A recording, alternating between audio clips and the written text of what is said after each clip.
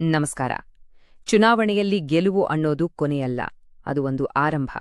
ಸಾರ್ವಜನಿಕ ಸೇವೆ ಮತ್ತು ಅದನ್ನ ಜನರಿಗೆ ತಲುಪಿಸುವ ಒಂದು ವೈಜ್ಞಾನಿಕ ಪ್ರಕ್ರಿಯೆಯ ಆರಂಭ. ಆಡಳಿತವನ್ನ ಕೇವಲ ಅದೃಷ್ಟದ ಆಟ ಅಂತ ನೋಡೋದು ಬಿಟ್ಟು, ಅದನ್ನ ಡೇಟಾ ಮತ್ತು ತಂತ್ರಜ್ಞಾನ ಬಳಸಿ ಒಂದು ಇಂಜಿನಿಯರಿಂಗ್ನಷ್ಟು ನಿಖರವಾಗಿ ಹೇಗೆ ನಡೆಸ್ಬೋದು ಅನ್ನೋದನ್ನ ಇವತ್ತು ಅರ್ಥ ಮಾಡ್ಕೊಳ್ಳೋಣ. ಈ ಇಡೀ ಚರ್ಚೆಯ ಅಡಿಪಾಯವೇ ಈ ಮಾತು. ಆಡಳಿತ ಅನ್ನೋದು ಊಹಾಪೋಹದ ಮೇಲೆ ನಡೆಯೋದಲ್ಲ, ಅದು ಜನರಿಗೆ ಸೇವೆ ತಲುಪಿಸುವ ಒಂದು ವಿಜ್ಞಾನ. ಈ ಒಂದು ಯೋಚನೆ ರಾಜಕೀಯವನ್ನ ಕೇವಲ ಭಾಷಣಗಳಿಗೆ ಸೀಮಿತಗೊಳಿಸಲ್ಲ, ಬದಲಿಗೆ ಅದನ್ನೊಂದು ವ್ಯವಸ್ಥಿತವಾಗಿ ಸಮಸ್ಯೆಗಳನ್ನ ಬಗೆಹರಿಸುವ ಕ್ಷೇತ್ರವಾಗಿ ನೋಡುವ ದೃಷ್ಟಿಕೋನವನ್ನ ಕೊಡುತ್ತೆ. ಸರಿ, ಹಾಗಾದ್ರೆ ಶುರು ಮಾಡೋಣ. ಮೊದಲನೇ ಅಂಶ, ರಾಜಕೀಯದ ಆಚೆಗಿನ ಉದ್ದೇಶ. ಸಾಮಾನ್ಯವಾಗಿ ಏನಾಗುತ್ತೆ ಅಂದ್ರೆ, ರಾಜಕೀಯ ನಾಯಕರು ಕೊಡುವ ಭರವಸೆಗಳಿಗೂ ಆಡಳಿತದ ವಾಸ್ತವಕ್ಕೂ ನಡುವೆ ಒಂದು ದೊಡ್ಡ ಕಂದಕವೇ ಇರುತ್ತೆ. ಇದನ್ನ ಮುಚ್ಚೋಕೆ ಒಂದು ಹೊಸ ಉದ್ದೇಶಚಾಲಿತ ವಿಧಾನ ಬೇಕೇ ಬೇಕು. ಇದೊಂದು ಬಹಳ ಮುಖ್ಯವಾದ ಪ್ರಶ್ನೆ ಅಲ್ವಾ? 5 ವರ್ಷಗಳ ಅಧಿಕಾರದ ಅವಧಿ ಮತದಾರ ಮತ್ತು ನಾಯಕ ನಡುವೆ ಒಂದು ಮುರಿದುಹೋದ ಸಂಭಾಷಣೆಯ ತರ ಯಾಕೆ ಅನ್ಸುತ್ತೆ? ಯಾಕಂದ್ರೆ ಚುನಾವಣೆಗಳು ಮುಗಿದ್ಮೇಲೆ ಜನರ ದೈನಂದಿನ ಅಗತ್ಯತೆಗಳಿಗೂ ಮತ್ತು ಆಡಳಿತದ ನಡುವಿನ ಸಂಪರ್ಕ ಅದು ಕಡಿತಗೊಳ್ಳುತ್ತೆ. ಹಾಗಾದ್ರೆ ನಿಜವಾದ ಧ್ಯೇಯ ಏನಾಗಿರಬೇಕು? ರಾಜಕೀಯ ಬಂಡವಾಳವನ್ನ, ಅಂದ್ರೆ ಜನರು ನಮ್ಮ ಮೇಲಿಟ್ಟ ನಂಬಿಕೆಯನ್ನ ಮತ್ತು ಅಧಿಕಾರವನ್ನ ಅಳೆಯಲು ಸಾಧ್ಯವಾಗುವಂತಹ ಸಾರ್ವಜನಿಕ ಒಳಿತಾಗಿ ಪರಿವರ್ತಿಸೋದು. ಇಲ್ಲಿ ಗುರಿ ಅಧಿಕಾರ ಗಳಿಸೋದಲ್ಲ, ಬದಲಾಗಿ ಆ ಅಧಿಕಾರವನ್ನ ಸಮುದಾಯದ ಏಳಿಗೆಗೆ ಅತ್ಯಂತ ಪರಿಣಾಮಕಾರಿಯಾಗಿ ಬಳಸೋದು. ಈಗ ಎರಡನೇ ಪ್ರಮುಖ ತತ್ವಕ್ಕೆ ಬರೋಣ. ನೆಲದ ಧ್ವನಿಯನ್ನು ಆಲಿಸುವುದು ಅಂದ್ರೇನು? ಒಂದು ಕ್ಷೇತ್ರದ ಜನರ ನಿಜವಾದ ಸ್ಥಿತಿಗತಿಗಳನ್ನ ಅರ್ಥಮಾಡ್ಕೊಳ್ಳೋಕೆ ಆಳವಾದ, ಸಹಾನುಭೂತಿಯುಳ್ಳ ಮತ್ತು ಒಂದು ವ್ಯವಸ್ಥಿತವಾದ ಕೇಳುವಿಕೆ ಅತ್ಯಗತ್ಯ. ಇದು ಶುರುವಾಗುವುದೇ ಅತ್ಯಂತ ಮೂಲಭೂತ ಅಗತ್ಯಗಳಿಂದ.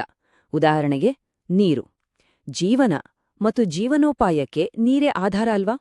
ಅದರ ಲಭ್ಯತೆ, ಶುದ್ಧತೆ ಮತ್ತು ನಿರ್ವಹಣೆ ಇವೆಲ್ಲವೂ ಜನರ ಬದುಕಿನ ಮೇಲೆ ನೇರ ಪರಿಣಾಮ ಬೀರುತ್ತೆ.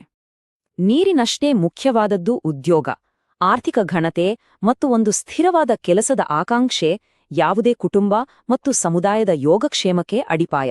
ಇದು ಕೇವಲ ಹಣದ ಪ್ರಶ್ನೆ ಅಲ್ಲ, ಜನರ ಆತ್ಮಗೌರವದ ಪ್ರಶ್ನೆ ಕೂಡ. ಹಾಗೆಯೇ ಘನತೆ, ಗೌರವ, ಸುರಕ್ಷತೆ ಮತ್ತು ನ್ಯಾಯಯುತವಾದ ನಡವಳಿಕೆ ಇವೆಲ್ಲವನ್ನು ನಾವು ಪ್ರಮುಖ ಡೇಟಾ ಪಾಯಿಂಟ್ಸ್ಗಳಾಗಿ ನೋಡಬೇಕು. ಜನರ ಆತ್ಮಗೌರವಕ್ಕೆ ಧಕ್ಕೆಯಾಗದಂತೆ ನೋಡಿಕೊಳ್ಳುವುದೇ ಉತ್ತಮ ಆಡಳಿತದ ನಿಜವಾದ ಅಳತೆಗೋಲು.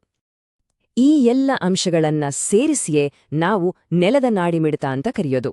ಇದರ ಅರ್ಥ, ಒಂದು ಕ್ಷೇತ್ರದ ಜನರ ಮೂಲಭೂತ ಅಗತ್ಯಗಳು, ಅವರ ಕನಸುಗಳು ಮತ್ತು ಅವರ ಸಂಘರ್ಷಗಳನ್ನ ನಿರಂತರವಾಗಿ ರಿಯಲ್ ಟೈಮ್ನಲ್ಲಿ ಅಳೆಯೋದು. ಇದೇನು 5 ವರ್ಷಕ್ಕೊಮ್ಮೆ ಮಾಡುವ ಸಮೀಕ್ಷೆಯಲ್ಲ, ಬದಲಾಗಿ ನಿರಂತರವಾಗಿ ಕ್ಷೇತ್ರದ ಜೊತೆ ಸಂಪರ್ಕದಲ್ಲಿರೋದು. ಸರಿ, ಜನರ ನಾಡಿಮಿಡಿತವನ್ನ ಅರಿತಿವು. ಆದ್ರೆ ಸಾರ್ವಜನಿಕ ಜೀವನದ ಈ ಅಪಾರ ಸಂಕೀರ್ಣತೆಯನ್ನ ಒಬ್ಬ ನಾಯಕನಿಗೆ ಸ್ಪಷ್ಟವಾಗಿ ಕಾರ್ಯರೂಪಕ್ಕೆ ತರಬಹುದಾದ ಮಾಹಿತಿಯಾಗಿ ಪರಿವರ್ತಿಸುವುದು ಹೇಗೆ? ಇದು ನಿಜವಾದ ಸವಾಲು. ಹೌದು, ಇಷ್ಟೆಲ್ಲ ಗದ್ದಲದ ನಡುವೆ ಒಬ್ಬ ನಾಯಕ ಸತ್ಯವನ್ನು ಹೇಗೆ ನೋಡಲು ಸಾಧ್ಯ? ಸಂಕೀರ್ಣವಾದ ವಾಸ್ತವಗಳನ್ನ ಸುಲಭವಾದಿ ಅರ್ಥವಾಗುವ, ನಿರ್ಧಾರ ತೆಗೆದುಕೊಳ್ಳಲು ಸಹಾಯಕವಾಗುವ ಸೂಚಕಗಳಾಗಿ ಪರಿವರ್ತಿಸುವುದು ಅತ್ಯಗತ್ಯ. ಅದಕ್ಕಾಗಿ ನಾವು 3 ಪ್ರಮುಖ ಸಂಕೇತಗಳನ್ನ ಬೆಳೆಸ್ತೇವೆ. ಮೊದಲನೇದು ಗ್ರೀವೆನ್ಸ್ ವೆಲಾಸಿಟಿ, ಅಂದ್ರೆ ದೂರುಗಳ ವೇಗ.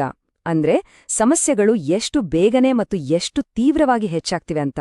ಎರಡನೇದು ವೆಲ್ಫೇರ್ ಲೀಕೇಜ್ ಅಥವಾ ಕಲ್ಯಾಣ ಸೋರಿಕೆ, ಅಂದ್ರೆ ಸರ್ಕಾರದ ಸಹಾಯ ಸರಿಯಾದ ಜನರಿಗೆ ತಲುಪ್ತಿದ್ಯಾ ಅಥವಾ ದಾರಿ ತಪ್ತಿದ್ಯಾ. ಮತ್ತು ಮೂರನೇದು ಆಸ್ಪಿರೇಷನ್ ಮಿಸ್ ಮ್ಯಾಚ್ ಅಥವಾ ಆಕಾಂಕ್ಷೆಗಳ ಅಸಮರಸ್ಯ, ಜನರ ಕನಸುಗಳಿಗೂ ಮತ್ತು ಅವರಿಗೆ ಲಭ್ಯವಿರುವ ಅವಕಾಶಗಳಿಗೂ ನಡುವೆ ಇರುವ ಅಂತರ.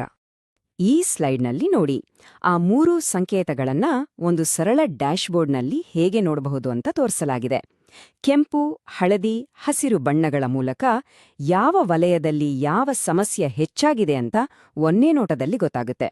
ಇದರಿಂದ ಸಂಪನ್ಮೂಲಗಳನ್ನ ಎಲ್ಲಿಗೆ ಹೆಚ್ಚು ಗಮನಹರಿಸಬೇಕು ಅಂತ ತ್ವರಿತವಾಗಿ ನಿರ್ಧರಿಸಬಹುದು.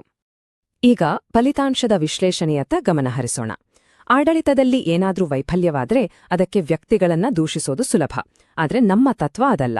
ಬದಲಿಗೆ ವ್ಯವಸ್ಥೆ ಮತ್ತು ಪ್ರಕ್ರಿಯೆಗಳನ್ನ ಪರಿಶೀಲಿಸಿ ಸಮಸ್ಯೆಯ ಮೂಲ ಕಾರಣವನ್ನ ಕಂಡುಹಿಡಿಯೋದು. ಈ ಸ್ಲೈಡ್ನಲ್ಲಿರುವ ಹೋಲಿಕೆ ನೋಡಿ, ಇದು ಬಹಳ ಸ್ಪಷ್ಟವಾಗಿದೆ. ಹಳೇ ರಾಜಕೀಯದ ದಾರಿ ಹೇಗಿರುತ್ತೆ? ಸಮಸ್ಯೆ ಬಂದ ಮೇಲೆ ಪ್ರತಿಕ್ರಿಯಿಸುವುದು, ವ್ಯಕ್ತಿಗಳನ್ನ ದೂಷಿಸುವುದು ಮತ್ತು ಕೇವಲ ರೋಗಲಕ್ಷಣಗಳಿಗೆ ಚಿಕಿತ್ಸೆ ನೀಡುವುದು. ಆದರೆ ವ್ಯವಸ್ಥಿತ ಆಡಳಿತದ ದಾರಿ ಪೂರ್ವಭಾವಿಯಾಗಿ ಯೋಚಿಸುತ್ತೆ, ಮೂಲ ಕಾರಣಗಳನ್ನ ವಿಶ್ಲೇಷಿಸುತ್ತೆ ಮತ್ತು ಇಡೀ ವ್ಯವಸ್ಥೆಯ ಮೇಲೆ ಗಮನ ಹರಿಸುತ್ತೆ. ನೆನ್ಪಿಡಿ, ವ್ಯಕ್ತಿಯ ಮೇಲೆ ದಾಳಿ ಮಾಡೋದಲ್ಲ, ವ್ಯವಸ್ಥೆ ಮೇಲೆ ಗಮನ ಹರಿಸುವುದೇ ಸುಸ್ಥಿರ ಬದಲಾವಣೆಗೆ ಇರುವ ಏಕೈಕ ದಾರಿ. ನಮ್ಮ ಸಂವಿಧಾನ ಕೂಡ ಪ್ರತಿಯೊಬ್ಬ ವ್ಯಕ್ತಿಯ ಘನತೆಗೆ ಬೆಲೆ ಕೊಡುತ್ತೆ. ಹಾಗಾಗಿ ಜವಾಬ್ದಾರಿಯುತ ಸಾರ್ವಜನಿಕ ಚರ್ಚೆ ಅಂದರೆ ವ್ಯಕ್ತಿಗತ ಆರೋಪಗಳನ್ನ ಬಿಟ್ಟು ವ್ಯವಸ್ಥೆಯ ಸುಧಾರಣೆಯ ಬಗ್ಗೆ ಮಾತನಾಡುವುದು. ನಮ್ಮ ವಿಶ್ಲೇಷಣಾತ್ಮಕ ಸಾಮರ್ಥ್ಯ ಹೇಗಿರುತ್ತೆ ಅಂದ್ರೆ ಅದು ಕೇವಲ ಏನ್ ನಡ್ತು ಅಂತ ಹೇಳುವುದಷ್ಟೇ ಅಲ್ಲ, ಬದಲಿಗೆ ಅದು ಮತ್ತೆ ಯಾಕೆ ಸಂಭವಿಸಬಹುದು ಎಂಬುದನ್ನು ಆಳವಾಗಿ ಅರ್ಥಮಾಡಿಕೊಳ್ಳಲು ಸಹಾಯ ಮಾಡುತ್ತೆ. ಇದು ಆಡಳಿತದ ಚಕ್ರಗಳಿನ ಮಾದರಿಗಳನ್ನು ಗುರುತಿಸಿ ಭವಿಷ್ಯವನ್ನು ಊಹಿಸುವ ಸಾಮರ್ಥ್ಯ ನೀಡ್ತದೆ. ಇಲ್ಲಿಯವರೆಗೆ ಸಮಸ್ಯೆಯನ್ನ ಮತ್ತು ಅದರ ವಿಶ್ಲೇಷಣೆಯನ್ನ ನೋಡಿದೆವು. ಈಗ ಪರಿಹಾರದ ಭಾಗಕ್ಕೆ ಬರೋಣ. ಪರಿಣಾಮಕಾರಿ ಆಡಳಿತದ ಒಂದು ಪರಂಪರೆಯನ್ನೇ ನಿರ್ಮಿಸಲು ನಾಯಕರಿಗೆ ಬೇಕಾದ ಒಂದು ಸ್ಪಷ್ಟ, ಕಾರ್ಯಸಾಧ್ಯವಾದ ನೀಲನಕಾಶೆ ಇದು. ಆಡಳಿತದ ಮೇಲಿನ ಹೂಡಿಕೆಯ ಪ್ರತಿಫಲವನ್ನ ಅಥವಾ ROI ಖಚಿತಪಡಿಸಿಕೊಳ್ಳಲು 5 ಸ್ತಂಭಗಳಿವೆ. 1. ಉದ್ಯೋಗ ಮತ್ತು ಜೀವನೋಪಾಯ. 2. ಮೂಲಸೌಕರ್ಯಗಳ ಪೂರೈಕೆ. 3. ಕಲ್ಯಾಣ ಯೋಜನೆಗಳು ತಲುಪಿದ್ದಕ್ಕೆ ಪುರಾವೆ. 4. ದೂರು ಪರಿಹಾರಕ್ಕಾಗಿ ಒಂದು ಸೇವಾ ಮಟ್ಟದ ಒಪ್ಪಂದ. ಮತ್ತು 5ನೇಯ ಹಾಗೂ ಅತಿ ಮುಖ್ಯವಾದದ್ದು ಸಾರ್ವಜನಿಕ ವಿಶ್ವಾಸ. ಇದರಲ್ಲಿ ದೂರು ಪರಿಹಾರ SLA ಅನ್ನೋದು ಅತ್ಯಂತ ನವೀನವಾದ ಮತ್ತು ಶಕ್ತಿಶಾಲಿಯಾದ ಪರಿಕಲ್ಪನೆ. SLA ಅಂದ್ರೆ ಸರ್ವಿಸ್ ಲೆವೆಲ್ ಅಗ್ರಿಮೆಂಟ್. ಇದರರ್ಥ ನಾಗರಿಕರ ಯಾವುದೇ ಸಮಸ್ಯೆಯನ್ನ ಒಂದು ನಿರ್ದಿಷ್ಟ, ಪಾರದರ್ಶಕ ಮತ್ತು ಅಳೆಯಬಹುದಾದ ಕಾಲಮಿತಿಯೊಳಗೆ ಪರಿಹರಿಸುತ್ತೇವೆ ಅಂತ ಸಾರ್ವಜನಿಕವಾಗಿ ಬದ್ಧರಾಗೋದು. ಇದು ಆಡಳಿತದಲ್ಲಿ ಜವಾಬ್ದಾರಿಯನ್ನ ಮತ್ತು ಉತ್ತರದಾಯಿತ್ವವನ್ನ ನೇರವಾಗಿ ಸ್ಥಾಪಿಸುತ್ತೆ.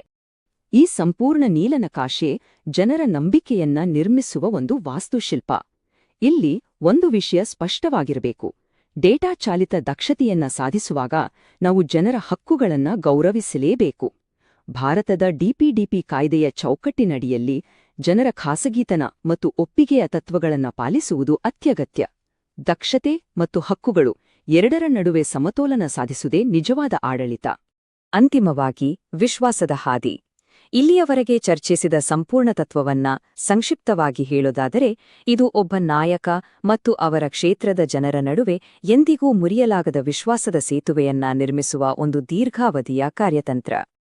ಅಧಿಕಾರ ಅನ್ನೋದು ತಾತ್ಕಾಲಿಕ, ಆದರೆ ಒಂದು ಸ್ಪಷ್ಟ ಉದ್ದೇಶ, ಅದೊಂದು ಪರಂಪರೆಯನ್ನು ಸೃಷ್ಟಿಸುತ್ತೆ.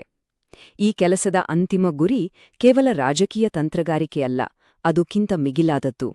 ಇದು ನಿಜವಾದ ರಾಜ್ಯಭಾರದ ಬಗ್ಗೆ. ಹಾಗಾದರೆ ಯಾವ ಪರಂಪರೆಯನ್ನು ನಿರ್ಮಿಸಲು ಆಯ್ಕೆ ಮಾಡಿಕೊಳ್ಳಬೇಕು? ಈ ಒಂದು ಪ್ರೋತ್ಸಾಹನಕಾರಿ ಪ್ರಶ್ನೆಯೊಂದಿಗೆ ಈ ವಿಶ್ಲೇಷಣೆಯನ್ನು ಮುಗಿಸ್ತಿದ್ದೇವೆ. ನೀವು ಜನರ ಕೇಂದ್ರಿತ ನಾಯಕರಾಗಲು ಮತ್ತು ನಿಮ್ಮ ಕ್ಷೇತ್ರವನ್ನು ಉನ್ನತೀಕರಿಸಲು ಬಯಸಿದರೆ blueprintstrategies.ai ಅನ್ನು mgr@blueprintstrategies.ai ನಲ್ಲಿ ಸಂಪರ್ಕಿಸಿ ಅಥವಾ 08042041602ಗೆ ಕರೆ ಮಾಡಿ. ರಾಜಕೀಯವನ್ನು ಮೀರಿದ ಉದ್ದೇಶ